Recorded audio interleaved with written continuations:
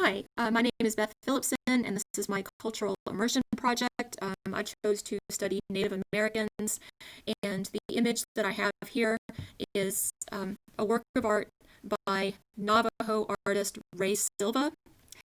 And I have this work of art hanging on my bedroom wall.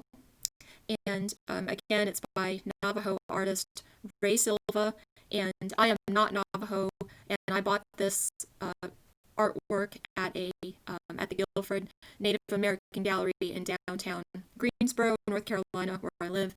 And my question to you is based on what we've learned and read this semester. Do you think that my purchase and displaying of this artwork uh, is cultural appropriation? And I will talk more about that later on.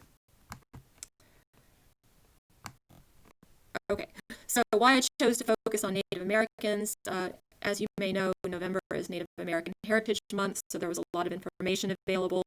I am largely ignorant about the people indigenous to North America, and of course, Native Americans have been in the news a lot this year because of COVID and the recent elections, and so I thought it would be a good timely topic during Thanksgiving week. Okay, so what I did to research my cultural immersion project, I interviewed Sal Whitehorse Servin, and a woman who goes by the name Beautiful Storm. She is a member of Mr. Servin's tribal elders, and Mr. Servin he belongs to the Assiniboine Sioux Nation, and he is the executive director of the American Indian Movement, the Florida chapter, and he is also host of the radio program Indigenous Sounds on WSLR in Fogartyville, Florida. And Mr. Serpin was kind enough to invite me to be interviewed on his show. I'm not sure if he was just being polite or if I'm really going to do that, but anyway, I was flattered that he invited me. Okay. Also, I read An Indigenous People's History of the United States by Roxanne Dunbar Ortiz, and I attended several Indigenous events online regarding cultural appropriation, military service, and wellness. So my first question to Mr. Servin and Beautiful Storm was, what should I call you? And should I say Indigenous, Native American, or Indian? And I found no consensus based on what I read and the interviews I conducted. So it's best to use a person's tribal or nation name if you know it.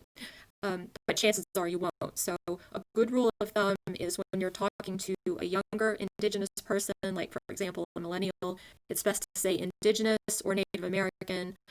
With older people, for example, Gen X and older, it's best to say either Native American or Indian. And they often, Indigenous people, especially within the Sioux Nation, call white people Wazikas. Okay, so I wanted to address, because Thanksgiving was last week, I wanted to address the lies that you and I learned in school. And in one of my Zoom meetings, someone said none of us received the grade school education we deserved, and that statement resonated with me. And so, because Thanksgiving was just a few days ago, I wanted to share this picture of my children, my son Zach on the left and Alex on the right. This is a picture of them that I took at Thanksgiving 2013 when Zach was in kindergarten and Alex was in nursery school. And at the time, I was just so proud of them. Zach had participated in a play in his kindergarten class in which he was allowed to play both a pilgrim and an Indian, and he shared his costume with his little brother, and I took a picture of them, and I was just so proud of them.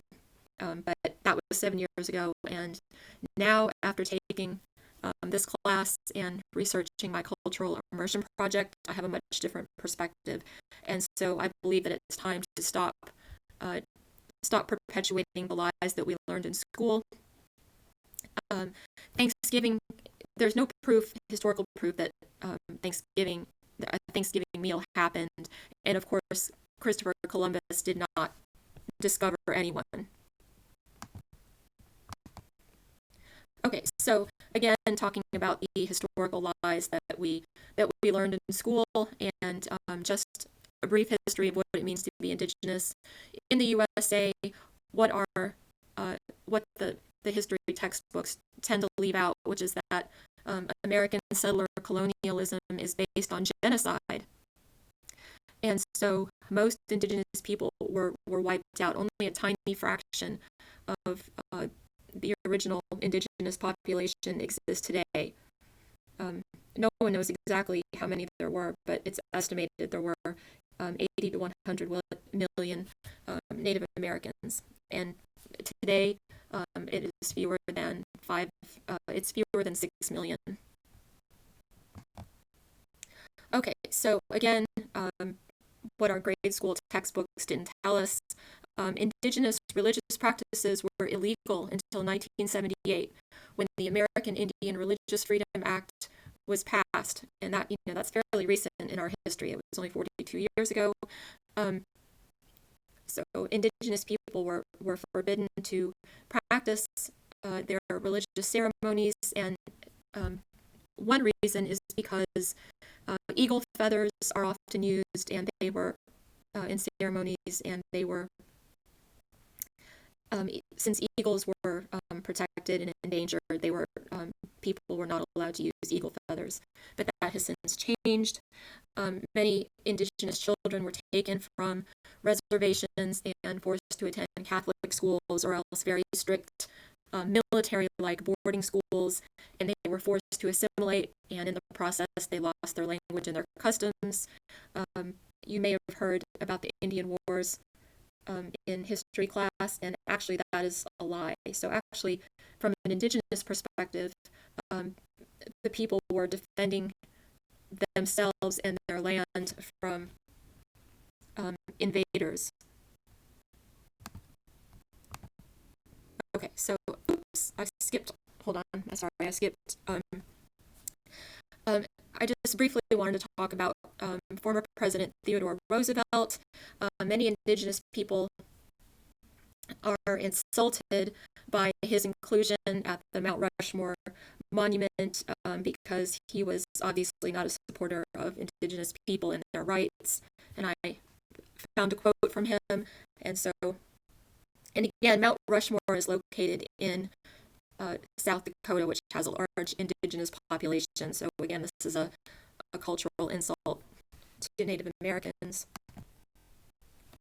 Okay, something that you may not have heard about was the Native American code talkers. And indigenous people from several nations, Navajo, Comanche, and Sioux, they helped the Allies during World Wars I and II, and they helped by delivering messages in their native tongues that the enemy spies could not translate. Okay, so how can we stop this cultural insult against Native Americans? In the book I read, "An Indigenous People's History of the United States," we can help by supporting the decolonization movement, stop spreading lies such as Columbus Day and Thanksgiving, start teaching our children the truth, and our U.S. history is based on white settler colonialism, which is based on genocide.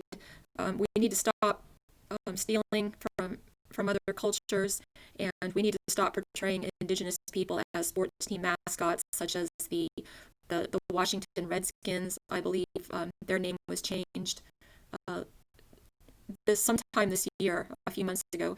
They are now called the Washington Football Team. That's just the interim name, but there was a big controversy over that, and many people protested. They wanted to keep the name Redskins, which is obviously racist.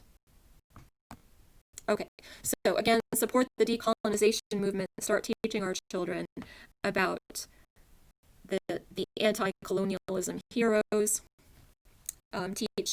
We need to be more inclusive and teach history from an indigenous perspective. Okay, and now cultural appropriation, um, that is a big issue within Native American cultures. You may have heard about sweat lodges and stage burning and smudging. Um, these practices are often used in wellness rituals, and many people who practice wellness, such as um, mental health counseling. I actually had a counselor who would perform a sage burning ritual before she saw clients, and I don't believe she was indigenous. So, other steps you can take if a lot of white people will say, well, guess what? I'm 1/4 Cherokee, or I'm 1/16 Comanche, and if you're not able to document your lineage, you need to stop making that claim. Also, we need to stop using indigenous words such as powwow, which is often used incorrectly. Your weekly staff meeting and your working client lunch are not powwows. Powwows are actually very elaborate festivals which take a lot of planning. Okay, and then I just wanted to point out the company Seventh Generation. They are a prime example of cultural appropriation. Their name is based on Oren Lyons, chief of the Onondaga Nation, writes, we are looking ahead, and so basically the tribal elders within some nations will say whatever decision we make today will impact how will it impact the next 7 generations, and so that's where the name Seventh Generation comes from. But then when we see the Seventh Generation headquarters, it doesn't look like anyone is indigenous. So again, now what they're doing is legal, but is it ethical? And so I think that we, as prospective mental health counselors, we need to look at the ethical implications of cultural appropriation. Okay, and of course we need to protest the use of indigenous people as mascots. This is a very dehumanizing and racist practice, and you might say, well, what's the harm? By supporting these mascots, you are also supporting white supremacy and colonialism. Okay, and then the woman I interviewed, Beautiful Storm, I asked her, what do you want me, what should we know about your culture? What do you want me to include in my presentation? And she said, well, if you want to be a good ally to indigenous people, you should support the investigation into missing and murdered indigenous women. And as the saying goes, indigenous women often go missing twice, first in real life and then in the news. There's no local media reporting. Murder is the third leading cause of death for indigenous women. And indigenous women are 10 times more likely to be murdered than women of other races. So we need to demand that cases of missing and murdered indigenous women be investigated. Okay, so again, going back to cultural appropriation, really, what's the harm? Who cares if I practice indigenous customs? Again, this is an ethical issue. Sometimes it can be a legal issue, but mainly it's ethical. So you might say, well, I'm 1/16 Apache, and I want to dance at a powwow and wear eagle feathers. I love Native American culture. What's the harm? The harm here is, to use an analogy, imagine if you were taking your baby to be baptized at a church, and a random stranger jumped up from the pews and said, hey, can I sprinkle water on the baby's head? I'm really into this, and I love Christian culture.